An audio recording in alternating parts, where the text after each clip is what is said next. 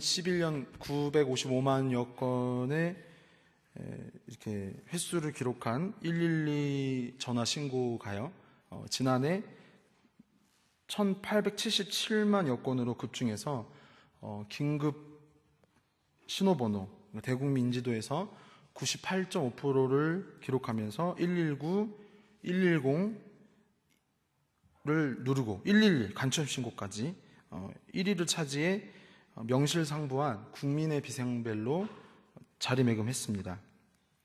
문제는 이 112라는 비상벨을 오용하는 사람이 적지 않다는 점입니다. 경찰에 따르면 식당에서 밥을 먹다 뼈다귀를 씹어 이가 흔들린다, 배가 불러서 터질 것 같으니 도와달라, 홈쇼핑에서 두유를 샀는데 한 개가 상했다, 길가에 강아지 목줄이 너무 세게 이렇게 묶여있는 것 같아서 불쌍하다, 이런 좀 황당무계한 이런 신고들이 접수가 이렇게 많다고도 합니다. 성도의 비상벨은 기도입니다. 그런데 성도들도 앞서 112 그 신고센터에 좀 황당무계한 그런 내용과 같이 기도의 비상벨을 오용함으로 그것의 참 유익을 누리지 못하는 안타까운 경우가 많습니다. 오늘 이 야고보서의 본문을 통해 기도의 바른 목적을 함께 확인하며 우리의 기도 생활이 진일보하기 원합니다. 첫째로 한번 따라해 보실까요? 기도는 성도가 하나님을 가장 가까이 하는 가장 구체적인 순종입니다. 네. 그러니까 제가 가장을 2번 썼잖아요. 어법에 안 맞는 걸 일부러 그런 거예요. 가장 하나님께 순종하는 것이 기도라는 거예요. 성도의 가장 중요한 정체성은 하나님의 기업으로 그분을 섬기는 삶입니다. 믿으십니까? 성도의 가장 중요한 정체성은 하나님의 기업으로 하나님을 섬기는 삶입니다. 출애굽기 19장 5절 6절 말씀인데요, 우리 한번 같이 읽어볼까요? 출애굽기 앞에 한번 같이 읽어보죠. 시작. 너희가 내 말을 잘 듣고 내 언약을 지키면 너희는 모든 민족 중에서 내 소유가 되겠고 너희가 내게 대하여 제사장 나라가 되며 거룩한 백성이 되리라. 너는 이 말을 이스라엘 자손에게 전할지니라. 아멘. 구약 시대의 제사장은 제한적인 의미였어요. 그러니까 아론의 후손으로서 혈통이나 어떤 신분의 제한에 이런 조건이 있었죠.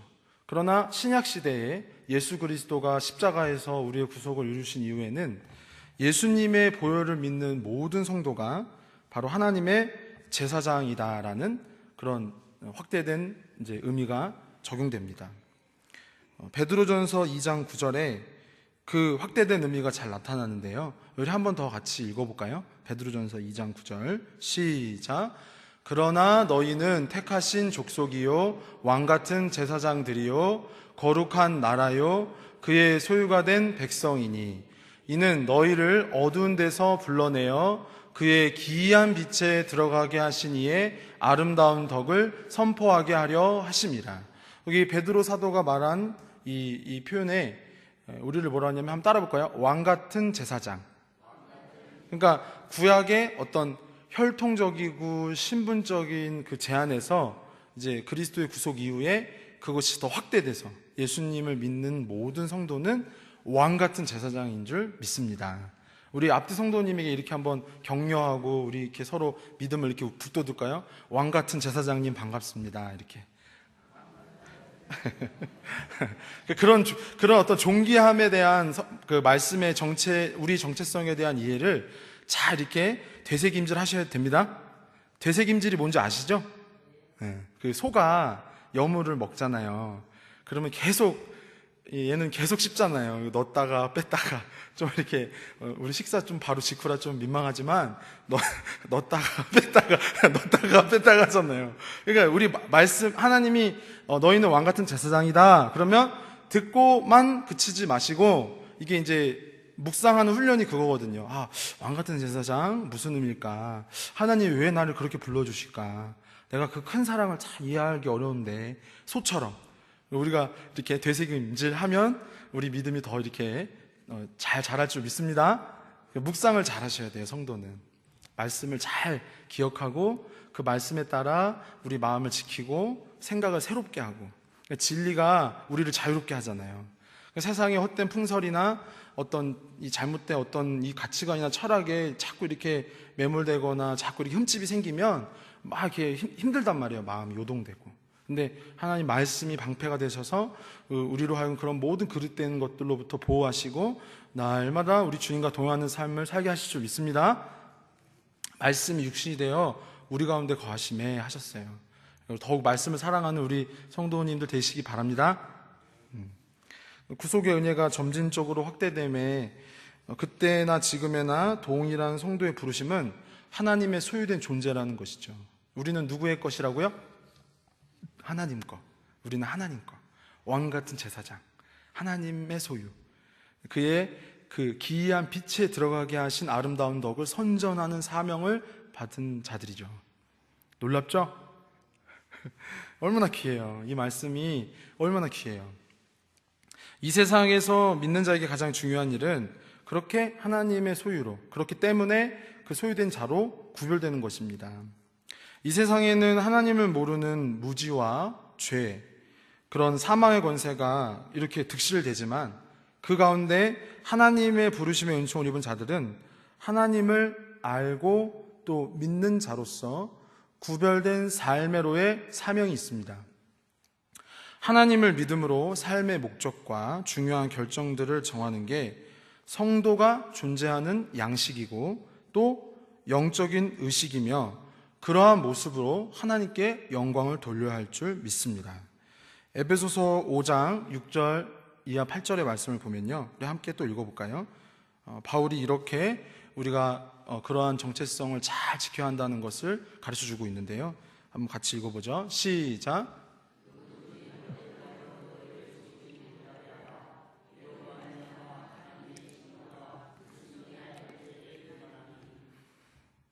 그러므로 그들과 함께하는 자가 되지 말라. 너희가 전에는 어두움이더니 이제는 주 안에서 빛이라. 빛의 자녀들처럼 행하라. 아멘. 이 말씀이 얼마나 귀합니까? 잠깐 5장 8절 잠깐 잡아주시고요. 우리가 전에는, 이제 지금 예수님을 믿는 우리들도 전에는 어둠이었더니 하나님도 모르고 또 말씀도 모르고 또 하나님의 통치와 질서를 거스르는 존재였더니 이제는 예수 그리스도의 한량없는 구속의 은혜로 그 빛의 자녀로 거듭났다는 거죠. 왕 같은 제사장이 됐다는 거죠. 그러므로 우리는 빛의 자녀로서 어떻게 살아갈 수 있는가, 이것이 우리의 가장 우선된 고민이 되어야 해요. 다시 말씀드려요. 그러므로 우리가 빛의 자녀로서 하나님의 소유된 기업으로서 이 세상 가운데 어떻게 구별돼야 하는가가 가장 우선되는 이 기도 제목이요 또 고민이 되셔야 되는 거죠. 그럼 이 숙제를 풀기 위해 하나님이 우리에게 주신 그 열쇠가 뭐냐? 바로 오늘 기도라는 것이고 그것이 본문의 첫 번째 메시지라는 거죠. 하나님의 은혜로 우리 신분이 분명히 빛의 자녀이고 하나님께 소유된 자녀라고 하지만 여전히 우리 마음엔 하나님이 싫어하는 것들이 적지 않습니다. 심지어 어떤 시험에 들 때 과연 내가 하나님을 믿는 사람이라 할 수 있는가? 과연 내가 하나님을 믿어 빛의 자녀로 거듭났는가? 하는 그런 의문점들이 신앙생활하며 이렇게 발생할 때가 있단 말이죠. 이런 답 없는 오리무중 속에 우리를 이렇게 가만히 두시려고 하나님이 우리를 부르시지 않았을 텐데, 이런 연약한 우리에게 무엇이 필요합니까? 바로 한번 따라해볼까요? 기도를 통한 하나님과의 교제입니다. 그러니까 우리가 하나님의 빛의 자녀로서 하나님의 소유된 기업으로 왕같은 제사장으로 부름받았는데 그러한 삶으로서 열매가 잘 맺어지지 않을 때 하나님은 우리에게 말씀하시는 거죠. 너가 기도로서 나와 함께 더욱 교제하기 원한다. 그럴 때 우리가 다시금 하나님의 자녀로서의 정체성을 확인하고 하나님을 믿는 사람으로서 이 세상에서 구별된 삶의 어떤 원동력을 얻게 되는 거죠. 흔히 많은 성도들이 기도를 생각할 때 하나님께로부터 내가 원하는 것을 이렇게 구하는 것, 그렇게 해서 받는 것이라는 공식을 떠올립니다. 그래서 이런저런 기도를 통해 많은 응답을 받은 그런 응답의 체험을 얻은 자를 또 이렇게 신령한 사람이구나, 참 이렇게 기도 능력이 있는 사람이구나 보기도 합니다. 그것은 물론 아주 틀린 것은 아닙니다. 하나님이 우리에게 기도를 주신 본질적인 이유를 근데 함께 생각해 보셔야 돼요. 그거 뭐냐? 단순히 우리가 원하는 것을 얻기 위한 수단이라 보는 건 기도의 한 부분만을 강조한 것입니다. 기도를 가르쳐 주신 예수님은 기도의 본질적인 이유에 대해 주기도문에 이렇게 첫 운을 이렇게 떼시거든요. 한번 마태복음 6장 9절인데 같이 한번 읽어볼까요? 마태복음 6장 9절. 네, 시작. 하늘에 계신 이름이 거룩히 여김을 받으시오며. 아멘. 여러분, 이 기도문을 한번 생각해 보세요. 하나님의 이름이 거룩해지기 원합니다 라고 그 주님이 가르쳐 주신 기도의 처음 이게 운이거든요. 처음 말씀이란 말이에요. 근데 이상하지 않아요? 하나님은 이미 우리가 하나님이 거룩해지시기 원합니다, 하나님의 이름이 거룩해지시기 원합니다 라고 소원하지 않아도, 그렇게 구하지 않아도 이미 영원 전부터 영원까지 거룩하신 분인데 왜 주님은 이런 기도를 우리에게 가르쳐 주셨을까요? 그의 소유된 기업이요 왕같은 제사장이라는 우리 삶이, 잘 들으세요, 아직 거룩하지 않으니 그것을 우선 구하라는 거예요. 하나님이 우리를 붙드셔서 거룩한 존재로, 또 더욱 하나님을 위한 존재로 새롭게 만들어 가시기를 청하라는 것입니다. 이것이 기도의 본질적인 목적이에요. 기도의 바른 목적이에요. 믿으십니까? 성도가 무엇보다 기도에 힘써야 하고 또 가장 우선해야 할 것은 무엇이냐면 우리의 존재, 그러니까 우리의 어떤 인성일 수 있고요, 전인격이 우리의 삶이 하나님의 거룩함을 드러내는 도구로서 온전히 드려지는 거예요. 마태복음 6장 33절인데요. 한번 이것도 같이 한번 읽어볼까요? 자, 시작. 그런즉 너희는 먼저 그의 나라와 그의 의를 구하라. 그리하면 이 모든 것을 너희에게 더하시리라. 그러니까 이 마태복음 6장 33절 그 이제 이상의 말씀을 보면 먹는 것과 마실 것과 입을 것을 구하지 마라. 이것은 이방인들이 구하는 거다. 너희가 구해야 할 것은 먹을 것과 입을 것과 마실 것이 아니라 하나님의 나라와 의이다. 여기서 말씀하시는 그 주기도문의 첫 운과 그 맥락을 같이 이렇게 해석해 보면 우리 성도라고 하는 우리, 하나님의 기업으로 구별된 왕같은 제사장인 우리가 거룩한 삶을 회복해서 우리의 인성과 성품과 존재와 삶이 거룩하신 하나님을 드러내는 존재로 이렇게 성숙해 나가기를 원한다. 이것이 기도를 주신 본질이라는 거죠. 루터는 기도에 관해 이런 말을 남겼어요. 기도는 하나님의 못마땅한 마음을 설득하는 게 아니라 그분과 가까운 마음을 구하는 것이다. 무슨 말이죠? 기도를 통해 하나님이 원치 않는 나의 본성의 문제, 아직 예수님을 믿어서 자녀가 됐다고는 하지만 하나님의 자녀로서 하나님과 화목한 자로서 삶과 삶의 내용 속에, 인성 속에 거스르고 있는 화목하지 않은 모습들을 주님 앞에 쏟아 놓아야 한다는 거죠. 하나님이 원하시는 거룩은 하나님의 뜻과 말씀대로 사는 겸손한 심령입니다. 낮은 마음이에요. 비고 비인 그런 온유한 마음이에요. 지난주에 제가 금요일 때도 이렇게 말씀드렸던데, 우리 마음이 딱딱하면, 만약에 찰흙으로 비유하면 그렇잖아요. 우리 마음이 만약에 이 막 세상의 여러 세파에 흔들리고 이렇게 육신의 정욕과 이 진리가 아닌 것에 막 이렇게 뒤대임쳐서 이게 막 딱딱해지면 어때요? 이제 새롭게 이 찰흙이 딱딱해지면 잘 안 빚어지는 것처럼 하나님이 우리의 마음과 심성과 삶을 빚으실 때 이게 안 빚어지는 거죠. 그러니까 우리 마음이 이렇게 몰랑몰랑 해야 된다, 그렇게 말씀드렸던 것 같은데 우리 마음이 몰랑몰랑해지길 원해요. 기도를 통해서 그렇게 만들어 가신다는 거죠.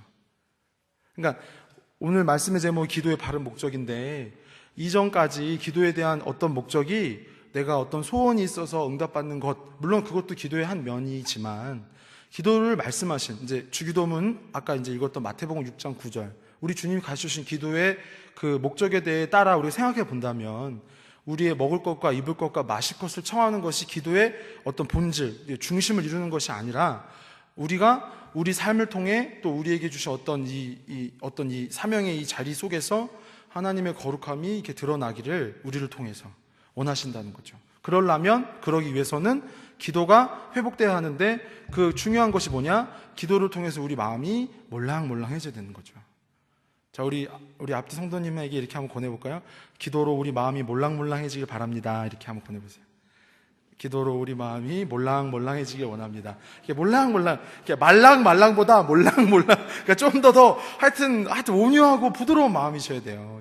이게 예배당에 나올 때만이 아니라 가정에서나 직장에서나 그 에이브럼 링컨이 그랬잖아요. 사람 나이 40이 되면 자기 얼굴에 책임을 져야 한다. 그러니까 이게 얼굴에 정말 온유와 사랑과 겸손함이 있는지 이렇게 지금 한번 만져보세요. 자, 이렇게 얼굴에 겸손과 온유와 이렇게 몰랑몰랑한 그런 끼가 있는지. 그러니까 성도는 그래야 한다는 거죠. 이제 물론 아까 이제 기도자도 그런 기도하셨지만 세파가 세상에 너무 험하잖아요. 그래서 하나님이 우리에게 기도하라 말씀하신 거예요. 하나님께 기도하라. 그럴 때 우리에게 뭐예요? 하나님의 능력을 부으시고 또 우리가 하나님의 거룩한 자녀로서 살아가도록 이렇게 계속적으로 우리에게 힘을 주시고 또 능력을 공급하시고 그렇게 우리를 바꿔 나가신다는 거죠. 그런 체험과 은혜가 더 깊어지는 우리 교회 되기를 원합니다.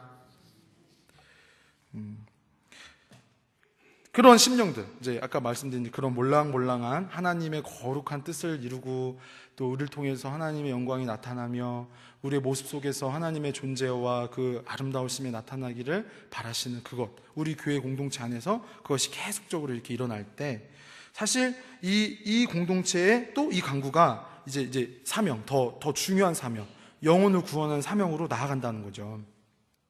우리의 강구, 우리의 이제 함께 그런 마음을 모아서 합심해서 이렇게 주님 지옥문을 흔들기 원하시는 거예요. 마태복음 16장 18절 말씀인데 한번 같이 읽어볼까요? 베드로에게 하신 말씀인데 한번 같이 읽어보자. 시작. 너는 베드로라. 내가 이 반석 위에 내 교회를 세우리니 음부의 권세가 이기지 못하리라. 내가 천국 열쇠를 네게 주리니 네가 땅에서 무엇이든지 매면 하늘에서도 매일 것이요 네가 땅에서도 무엇이든지 풀면 하늘에서도 풀리리라 하시고. 아멘. 그러니까 성도는 뭐예요? 이 말씀에서 우리가 알 수 있는 기도의 사명, 이제 우리가 이제 좀 내면적으로 우리의 삶이 거룩함을 통해 하나님을 드러내야 한다면 이 기도를 통해 능력을 받아서 이제 밖에, 교회 밖에, 우리의 삶의 외연에서 하나님을 모르는 그 영혼들 속에 이렇게 우리가 그 사람들 지옥의 권세에 마귀에게 붙들려 있으니까 빼와야 되잖아요. 이게 잡아와야 돼. 끌어와야 되잖아요. 성도는 이제 그 기도가 그렇게 이제 깊어짐으로 하나님께 매일 간청해서 생명을 구하고 또 생명을 새롭게 하는 일에 이렇게 쓰여지는 존재가 되는 것이죠. 이것이 기도의 또 다른 중요한 본분이고 본질이라는 거예요. 이 땅에서 겪는 여러 환난과 문제들 속에 이 기도의 본분을 놓치지 않기를 원합니다. 모든 필요와 원함에 대해, 우리의 모든 소용에 대해 먼저 주님 말씀하신 것처럼 그것에 앞서서 하나님 나라를 구하라 하실 때 그 기도의 순서들이 질서정연하게 잘 잡혀가시길 원합니다. 자, 둘째로 이제 아까 말씀드린 이제 우리가 지옥의 문을 흔들어서 이 죽어가는 영혼을 이제 빼내야 한다는 이제 사명, 기도의 또 다른 중요한 본질을 이제 나눌 텐데요. 둘째로 한번 따라볼까요? 기도는 성도가 영적인 전쟁을 할 때 강력한 무기가 됩니다. 본문 7절에 이런 말씀이 나옵니다. 한번 같이 본문 7절 읽어볼까요? 야고보서 4장 7절인데요. 앞에 한번 읽어보자. 시작.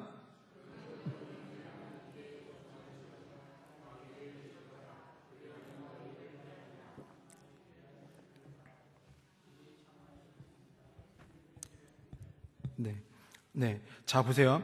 우리가 하나님께 복종하면 마귀를 대적하게 됩니다.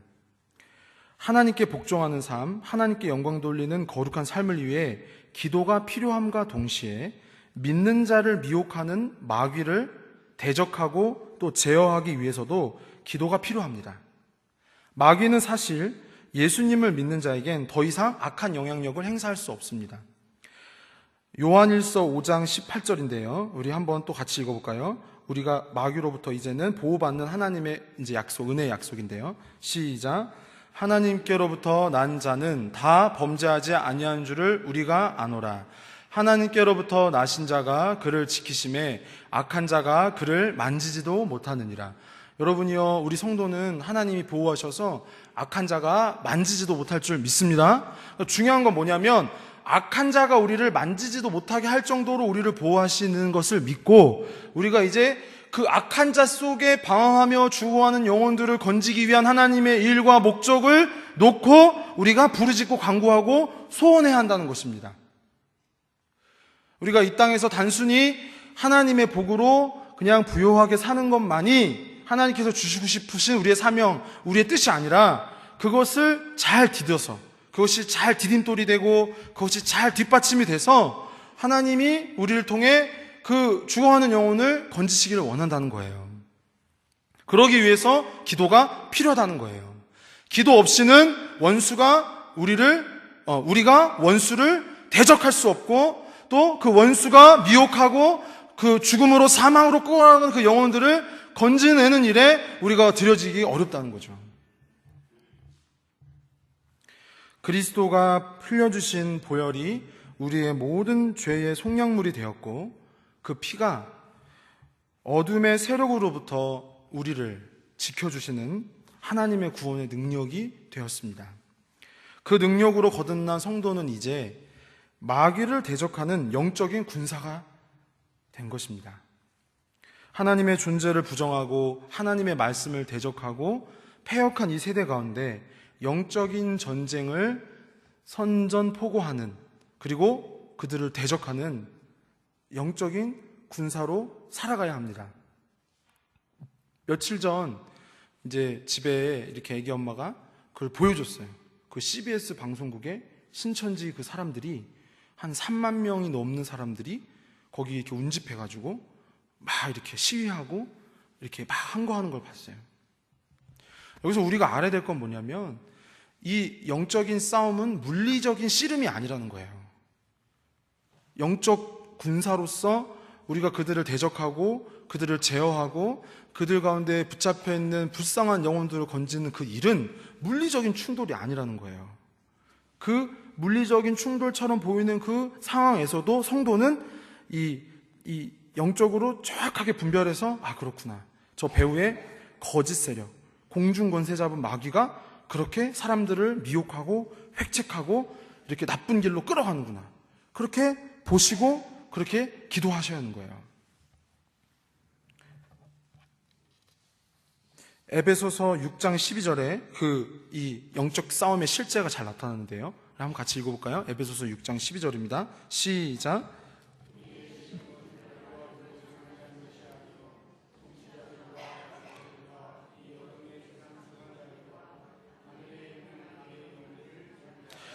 그러므로 우리는, 성도는 악한 영을 상대하기 위해서 기도를 통해 하나님의 능력을 받아야 합니다. 기도하지 않고는 이 악한 세력을 대적할 수 없어요.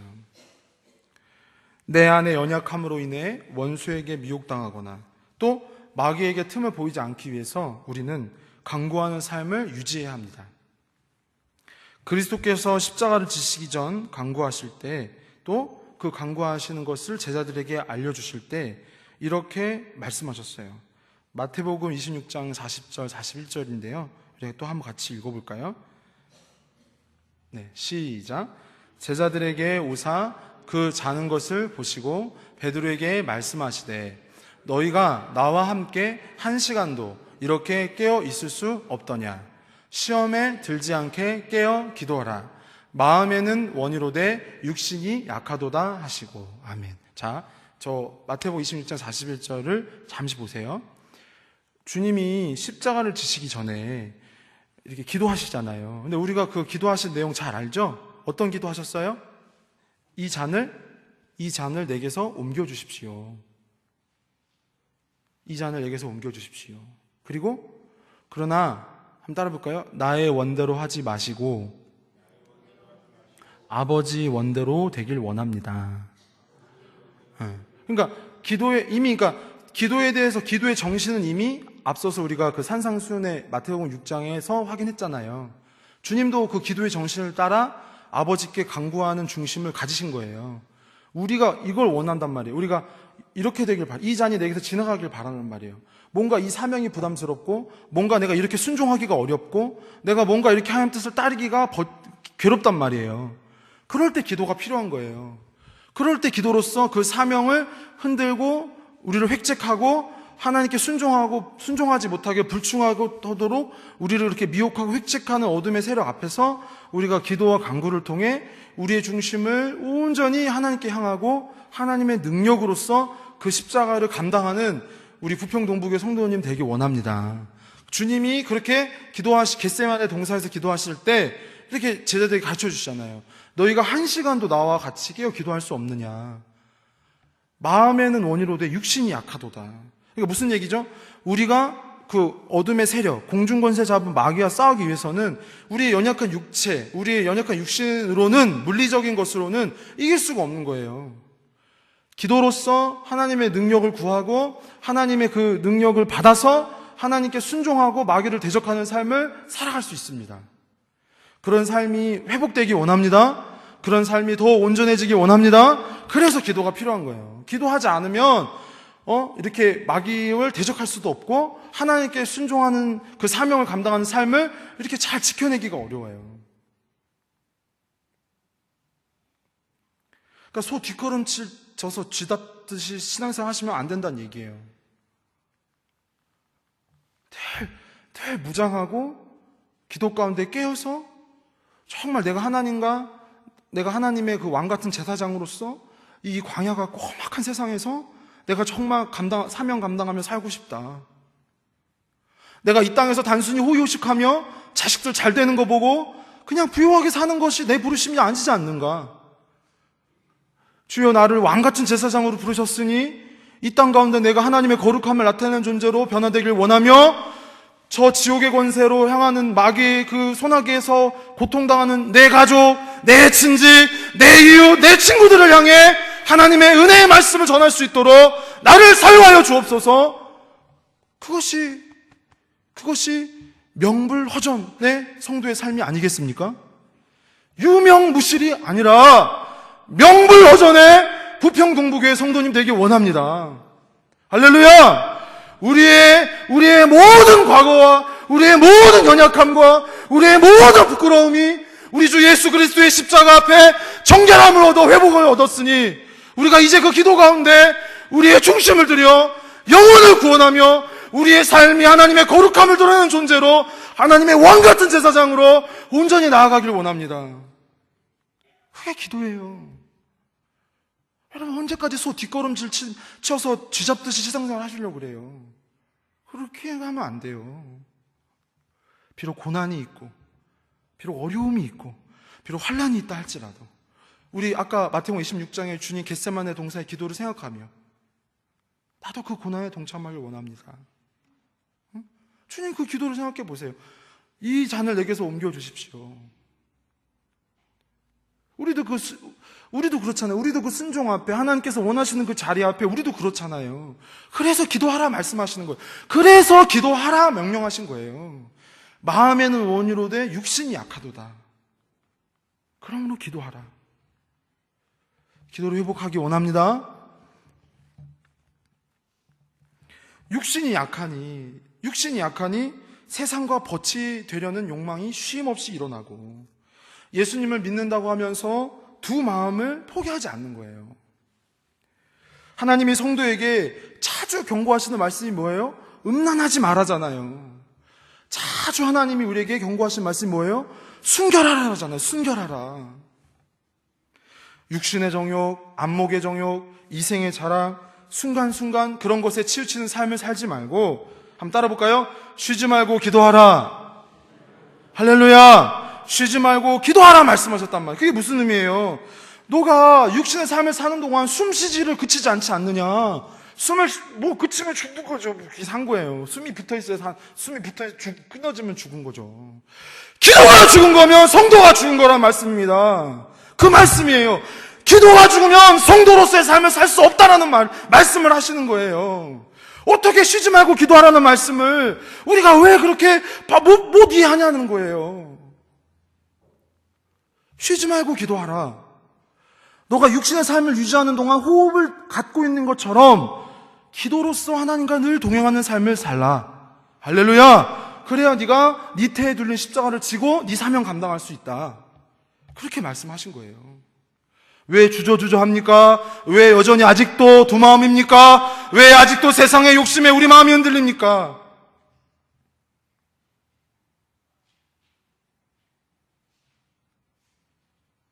기도하기를 주저하는 우리의 그런 어리석음, 교만함 때문입니다.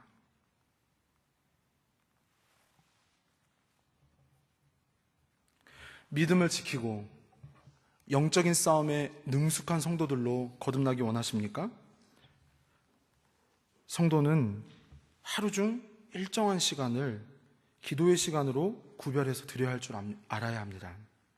그리고 일과 중간중간에 앞서서 그 데살로니가 전서 5장 17절 말씀처럼 말씀을 떠올리며 말씀을 읊조리며 그 말씀을 묵상하는 가운데 하나님과 함께 호흡하며 동행하는 것을 연습하셔야 됩니다. 특별히 하나님의 위로와 도움이 필요한 심령을 위해 우리의 약한 지체들과 아픈 성도들을 위해 더 그래야 하고 또 이 나라와 이 민족을 위해도 그래야 합니다. 교회와 세계 곳곳에 복음을 전하는 자들을 위해서도 그래야 합니다. 이렇게 기도할 일이 많은데, 이렇게 기도의 사명이 적지 않은데 직무유기하지 맙시다.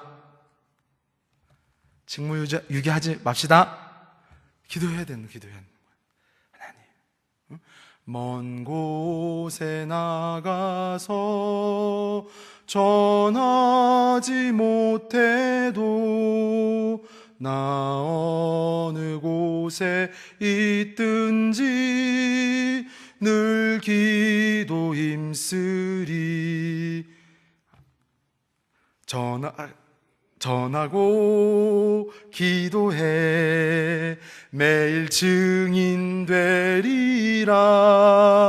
세상 모든 사람들 듣고 그 사랑 알도록. 먼 곳에 제가 지난주일에도 우리 중고등부 우리 청년들한테도 그렇게 얘기했거든요. 하나님이 너희들한테 사우디아라비아에 가서 전도하라고 하지 않으신다. 지금 너 사용하는 스마트폰부터 순종해라. 너 지금 너 자리에 그 기도하는 그 기도 말씀 묵상하는 것부터 잘 지켜라. 우리도 마찬가지잖아요. 우리에게 각자의 태에 둘린 십자가, 우리의 사명의 그 분량이 있잖아요.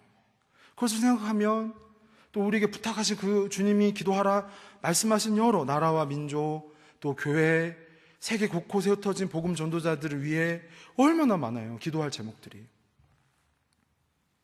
초대교회 시절 베드로는 감옥에 갇히는 공경에 처하게 돼요. 말씀을 전하다가. 그래서 당시 초대교회 성도들은 사도행전 12장 5절인데요. 한번 같이 읽어볼까요? 기도하기로 이렇게 정했거든요. 사도행전 12장 5절. 네, 한번 읽을까요? 시작.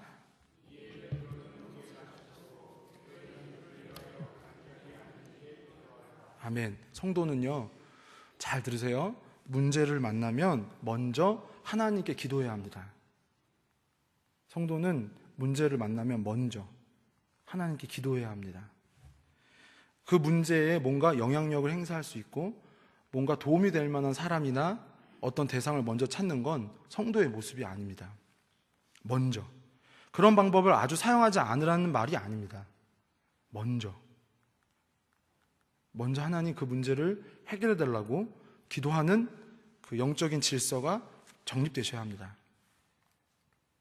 하나님이 모든 존재와 모든 일과 또 우리가 사는 세계를 주관하신 분임을 인정하는 것, 그것이 우리의 작은 기도부터 시작하는 것입니다. 복음을 전하는 일이 나쁜 일입니까? 가장 선하고 아름다운 일 아닙니까? 사람이 할 수 있는?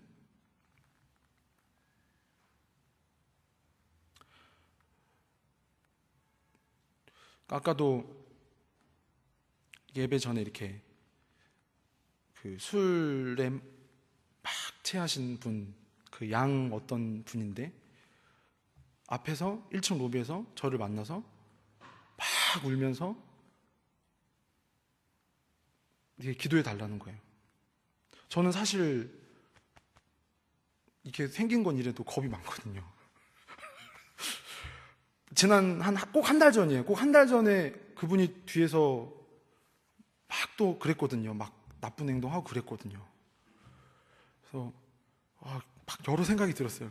근데 속으로 계속 기도해서 하나님 별일 없게 해주세요.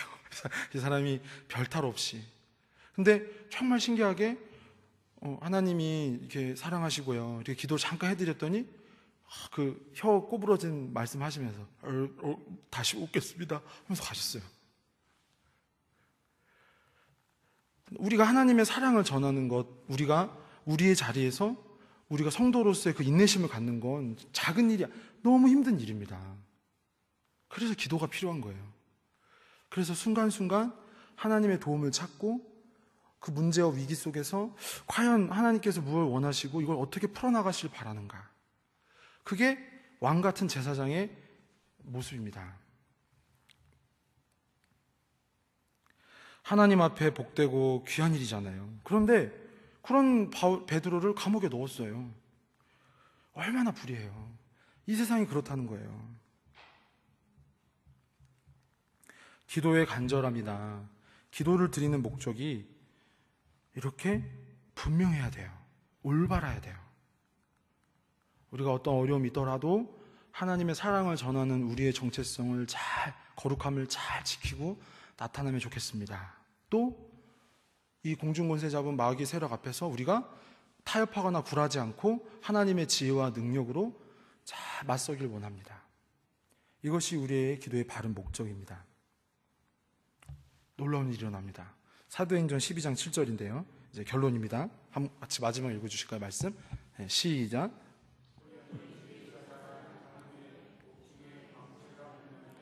또 베드로의 옆구리를 쳐 깨워 이르되 급히 일어나라 하니 쇠사슬이 그 손에서 벗어지더라. 아멘. 기도가 이렇게 능력이 있는 거예요. 죽을 줄만 알았던 베드로가 얼마 전에 야고보도 순교했고 죽을 줄만 알았던 베드로가 풀어났어요. 기도를 통해 하나님의 도우심으로 거룩함을 회복하기 원합니다. 기도를 통해 이 세상 가운데 우리가 예수 그리스도의 사랑을 전하기 원합니다. 잠시 기도하죠. 하나님 아버지, 우리의 삶을 돌아볼 때 우리의 그 빈약한 기도 생활을 주님 앞에 고백하지 않을 수 없고 또 아뢰이지 않을 수 없습니다. 너희가 한시도 나와 함께 끼어 기도할 수 없더냐. 육신이 연약하고 또 우리의 믿음이 부족하오니 아버지께서 우리에게 기도를 통해 그 거룩함을 지키고 또 죽어가는 영혼을 건진 일을 맡기셨사오니 우리가 기도에 힘쓸 수 있도록 도와주시옵소서. 우리의 부족한 기도 생활을 회복시켜 주시옵소서. 예수님 이름으로 기도합니다.